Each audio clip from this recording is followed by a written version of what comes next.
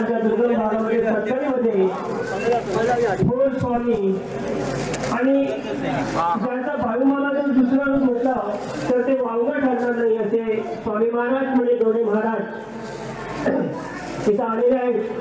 खरंच आम्ही आमचं भाग्य समजतो, कारण त्या छोट्याशा गावामध्ये त्यांचं आगमन आलेलं आहे। जेव्हा आमचे आयोजक तिथं पोहोचले आणि त्यानं वेगळ्या गावामध्ये त्यांची पवित्र पावलं इथं लागलेली आहेत।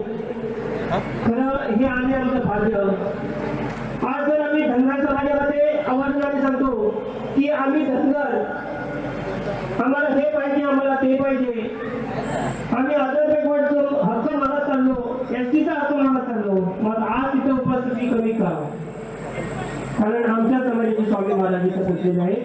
त्यांना मायकाची व्यवस्था करावी। सत्कार करून घ्या।